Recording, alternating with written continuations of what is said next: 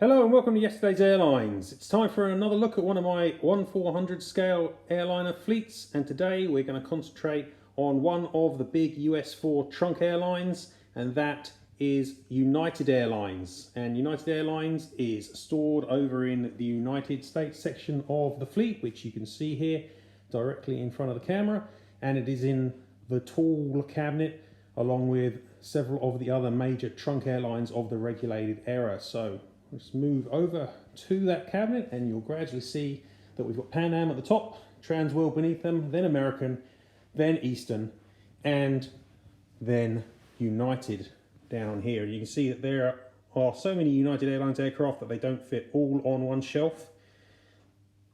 If I move across, you'll see we move in the top shelf across the Mainliner years into the 70s, the Saul Bass, Tulip, and then on the lower shelf into the 90s with the larger titled Saul Bass, and then the Battleship. So that's the United scheme in very brief, and what we're going to do in this video is take a closer look across that fleet, so let's begin.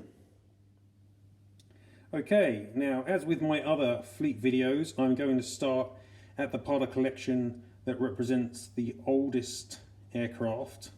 And these date from the 1940s because there's almost nothing made prior to the 1940s in 400 scale, which is a shame because obviously United pioneered such aircraft as the Boeing 247, which doesn't have any representation and has a long and interesting history even before the Second World War. But what we're going to do is start from the oldest aircraft, and as you can see over here, they are represented by a DC-3 or a C-47, a Convair, and a DC-4 or a C-54, and behind that a Boeing 377 Stratocruiser. Now technically the DC-3 here is not a classic aircraft at all because it is actually, as you can tell by the rego, if I can focus on it, it's actually operated by Clay Lacy in the colours of United, but it is as close as we can get to a United Airlines DC-3, so it's just going to have to do, and that model is by Geminijets. The other three behind it, unsurprisingly, are by Aero Classics and are a lovely trio of piston prop liners.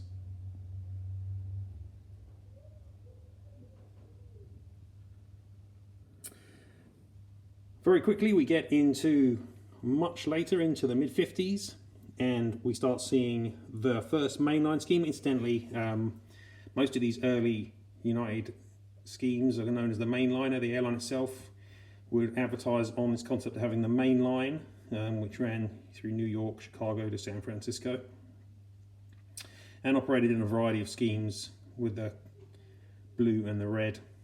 And here we've got, slightly out of time admittedly, because the Viscounts were picked up as part of the merger with Capital Airlines, which was in 1961, I think. So actually that's a 60s aircraft. Behind that we've got a couple of DC-6s and a DC-7. In fact, it's probably two DC-7s and a DC-6. And right at the back you can see one of United's early jets. This is a Boeing 720 turbojet. United 720s were quite unusual. They didn't have the aerial on the tail like most 707 family aircraft did. That model is by Dragonwings. Really needs replacing, but unfortunately nobody is interested in producing turbojet 707s or 720s. Moving back to the front, and we've got another nice model by Aero Classics. This is a Caravelle. United was the only new customer for Caravelles in the States. I think one or two did operate with other airlines, but not as new. This aircraft isn't technically correct. Aero Classics has a one-size-fits-all Caravelle mould, and the United Caravelles did not have the aerial along the roofline there, but nonetheless, it's still a nice model and quite a rare one. Behind that, as United got into its jet age, it swiftly changed a lot of its DC-6s and 7s into freighters. This one's still got its passenger colours, but you can see that other one in the background is a freighter. And of course United was a big customer over many years for DC-8s, and so here we've got a whole variety of DC-8s in different schemes. At the back we've got the earliest, a turbojet DC-8, And then moving forward, you can see we've got newer versions with different engines. That's a 50, I think, and different schemes as well. Now, in this period in the 60s, United really constantly changed their livery with slight tweaks. You can see the position of the shield around the titles, and then its relocation to the nose, slight changes in terms of the font that's being used, and the colour of the very thin pinstripe connecting the belly to the white. And there were lots, so it's really hard to work out what they are. I've tried my best on my website, if you check out the livery page for United, to look at all the different colours, but there are lots of different combinations. But here you can see that we've got a later DC-850 in the middle there, and in front of that we've got a jet freighter DC-8, which United was a big fan of. And at the back, a Geminijets DC-861, and another type which United was a big fan of, and United operated quite a few stretch DC-8s. You can see there's another one of the Super Series here, but this one's not a stretch, this is the 62. And it operated quite a lot of those, especially to Hawaii when it got those routes. Moving back to the front, another type that's vital for the history of United is the 727, and this is a recent Aero Classics wearing an unusual delivery scheme, colours that were not worn by any other type in the United fleet. The changes here mainly around the brake in the cheat line, which didn't last long, and United swiftly started moving their 727s to a more standardised scheme like this. And then behind that, United also picked up the stretch 727, the 200. And as the 70s came about, also United started picking up wide-body aircraft to go with its DC-8s, and here you can see a very nice Aero Classics DC-10. Now obviously something that's different with the livery here is the fact that it's called itself a DC-10 Friendship, but also that the United font here is now no longer capitalised, and it's not any longer block either. So this is what I mean. United had a whole variety of these kind of changes. So there the titles are black. In other places like here the titles are blue. And United switched from this directly from a Mainliner scheme to what they started calling the 4-star Friendship scheme here for a very short period in the 70s. And here it is on a 727-100, and behind it on a freighter DC-8. There's yet another very nice DC-861 in the background. This one is again by Aero Classics. Going back to the front, another type that was important for United and they were an early customer for was the 737-200. They were, in fact, they were the launch customer, I think, for the Series 200. And here's an early one with the shield on the nose, and a slightly later one without. And you can see some of the livery changes, and not just in the movement of the shield, but also in the title letters there, moving from capitalised slanted letters to this lowercase and slightly, more exciting letter variant, which then got even more exciting in the 4-star scheme, which you can see here on the 727-200 with these big swirly bits. Behind that there's a DC-862 and another DC-861, both were in that Friendship scheme. And up here, a 747. Again, United at this point was a domestic airline, didn't really have the need for 747s, but as with almost everyone else, bought them anyway. So that covers pretty much United through the period. Oh, there's one more, 737-200 there, in the 4-star Friendship. That covers United pretty much the period from 1945 up to about 1973 or so. And so next on is obviously perhaps United's most well-remembered scheme, the Saul Bass. So here is the Saul Bass scheme, which was introduced around 73-74. I can't remember the year. Check out my livery page for the details. You can see that it's got the classic United tulip, and it was applied to pretty much everything that was operating in the fleet at the time, including 737-200s, which we've got a couple here. DC-8s like this DC-862,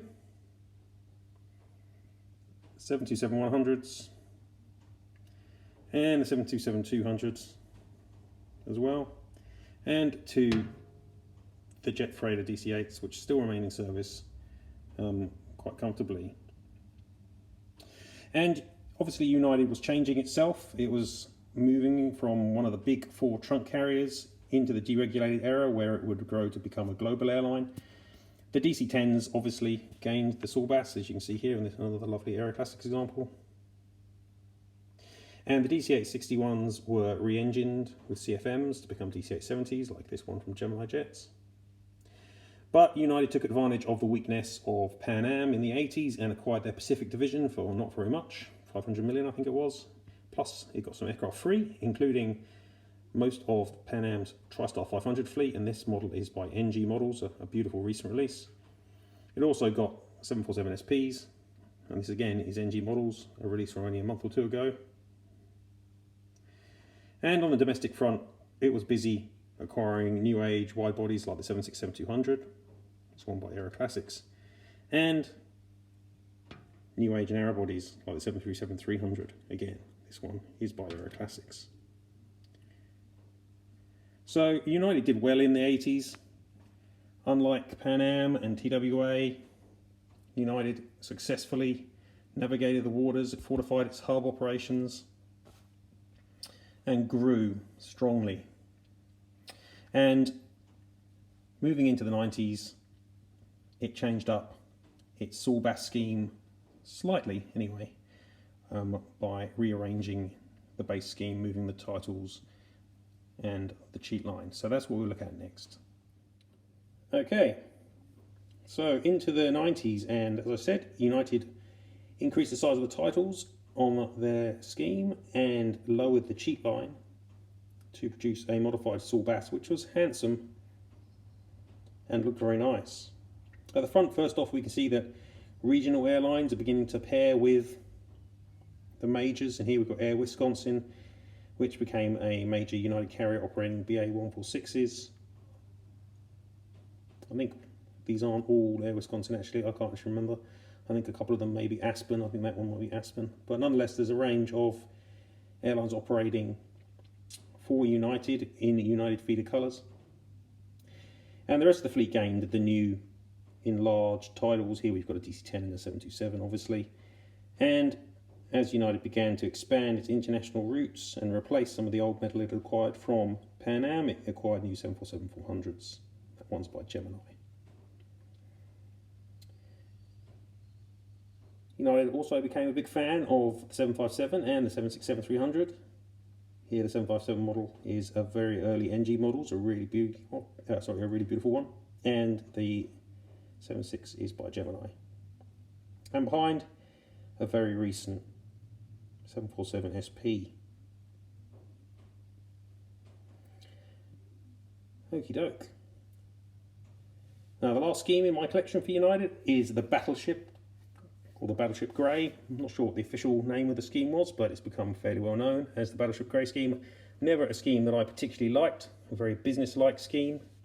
Lots of airlines at this time are operating these kind of schemes that I'm going to make them look more business-like. As you can see, almost nobody can get the colours the same. So different manufacturers produce quite a variance in terms of the grey, even the same manufacturers often. But here you can see a good cross-section of the fleet in the 90s. Starting at the front, you can see we've got another 146 operated by Air Wisconsin, I think, again this one.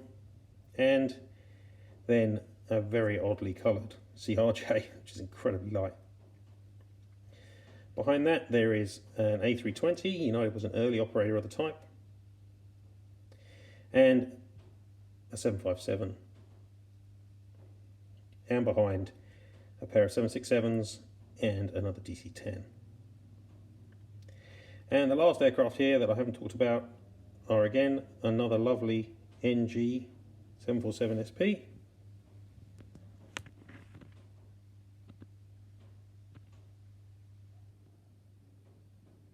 And this SMA using the Big Bird mould 747-100. So there's obviously some space in my fleet. Well, there isn't any space on the shelf, but there's some space in the fleet for some new United aircraft I don't have, especially in the battleship colours, 747-400s for example. And I don't have a 777 either, actually, do I? But overall, I think it's a good representation of the United fleet up until the mid-90s.